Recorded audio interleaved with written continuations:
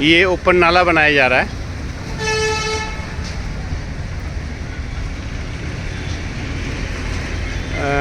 ये महाराजपुर है, तो इतना कूड़ा निकला है इसमें। खैर मलबा भी है कुछ।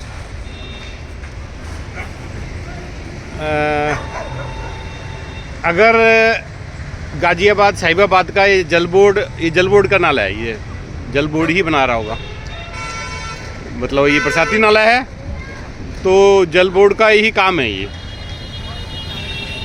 अगर अब ओपन नाला बन जाएगा, पूरी कॉलोनी का, पूरी दुकानदारों का, सब रेडी वाला इसमें कूड़ा डालेंगे और वो फिर आखिर में हिंडन में जाएगा पानी, हिंडन से जमुना जी में जाएगा।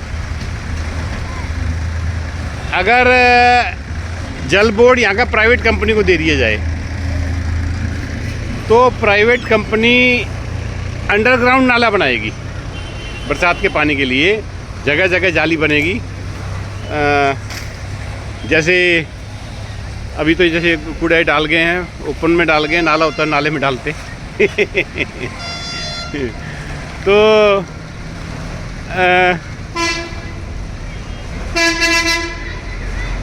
प्राइवेट कंपनी अंडरग्राउंड नाली बनाती, जो कूड़ा सारा गिरता है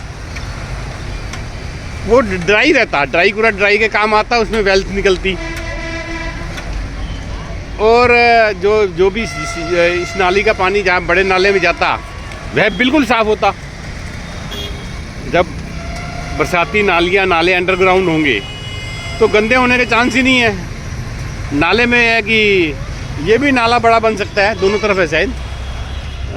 एक तरफ नाला बनता है जिसमें वैनिश की तरह वोटें चल सकती थी। ये सब होगा जल बोर्ड के निजीकरण के बाद ही। मालवीय नगर में, दिल्ली का मालवीय नगर 10-12 साल पहले शीला जी दे गई थी, शायद 15 साल पहले प्राइवेट कंपनी को। दिल्ली के मालवीय नगर में पूरे में सब अंडरग्राउंड नालियाँ हैं, कहीं भी आपको ओपन नाली नहीं मिलेगी। प्राइवेट कंपनी सबसे पहला काम यही करेगी, जल को एक वेल्थ बनाएगी, वेल्थ। और जल बोर्ड निजी प्राइवेट हैंड में जाने के बाद 24 घंटे पानी घरों में मिलेगा, साफ़ पानी मिलेगा। और जल बोर्ड पे जो सरकार खर्च कर रही है इस टाइम, यहाँ की दिल्ली यूपी सरकार, वह अगर जनता में बांट दिया जाए तो जनता को मोटा पैसा ही मिलेगा। प्राइवेट कंपनी जो जल बोर्ड का पैसा लेगी, जो बिल भरवाएगी, उससे फिर भी पैसा बचेगा। जल बोर्ड एक करिश्मा कर सकता है। ये नाले इसलिए बनाए जाते हैं, ओपन नाले, हर 10 साल बाद, 5 साल बाद ठेकेदारों को, अफसरों को पैसा खाने के लिए। अगर अंडरग्राउंड नालियाँ बन गई तो 50 साल चलेगी, तो ठेकेदार पैसे कैसे खाएंगे, अफसर पैसे कैसे खाएंगे? अफसर कह रहा हूँ, ठेकेदार नहीं, अफसर पैसे खाएंगे, कैसे खाएंगे?